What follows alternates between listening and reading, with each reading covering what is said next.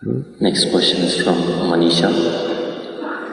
We have heard that in our culture there are many ways to boost immunity with the local resources available at home. Could you shed more light on building resistance using home remedies?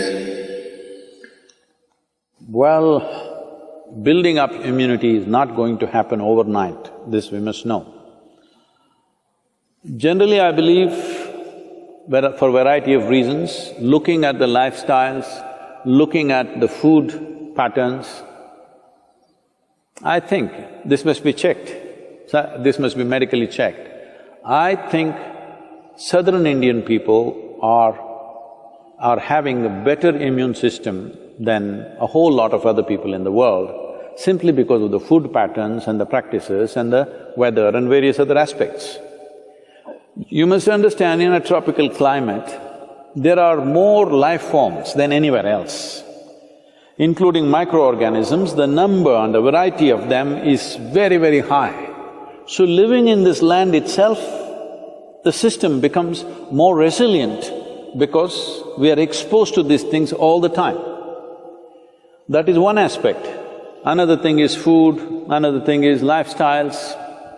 All these aspects are there. Being farming communities largely, most of us, if not in this generation, in the previous generation, we've all come from farming communities. So people lived on the land, that itself gave them enormous strength. In most other parts of the world, over 80% of the population moved away from farming probably 100 years ago. In India, we've just moved away from the land only in the last 25–30 years ago. This benefit is still there with us. It will not stay with us if everybody starts living in high-rise apartments without being in contact with the ground and start living like lab rats, protected from everything, well, our immunity also will go down. But I think we still have this advantage. But right now, what can I do to boost my immunity? As I said, it's not an overnight solution, but in a period of time, you can do this. Well, let me talk about very common things available. One thing is, I must say this, we are sacred ash people, we're always ash-smeared one way or the other. There are different types of ashes, if you know how to use it.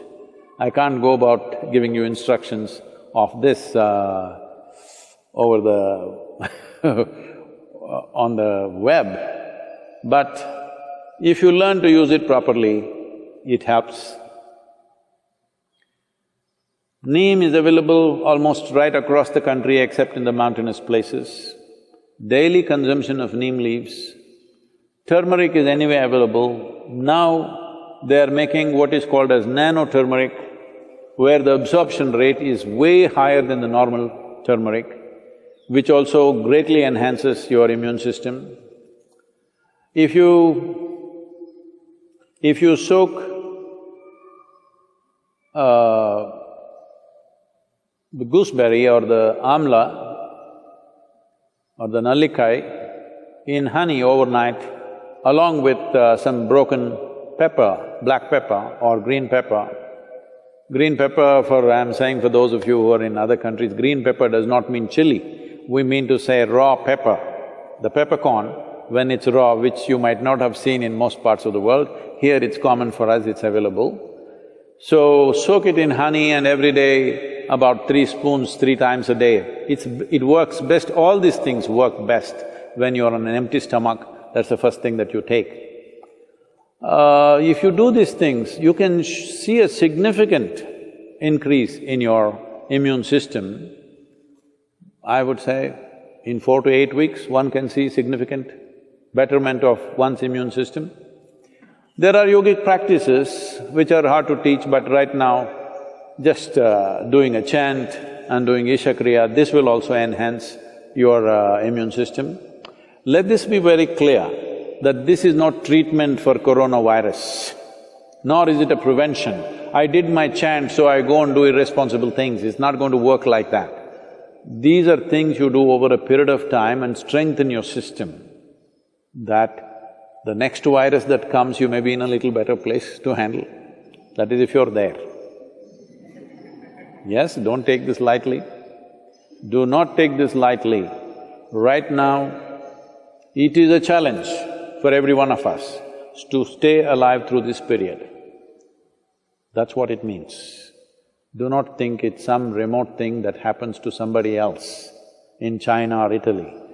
Right now, if you stay alive through these 6 to 8 months, that means we have handled this responsibly. If every one of us stay alive, that means we are good. We have lived consciously and responsibly, that's what it means.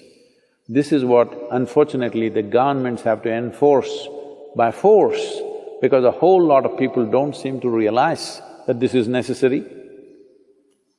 And they think this is some fiction. This is not fiction. This is an imminent danger that we need to handle properly.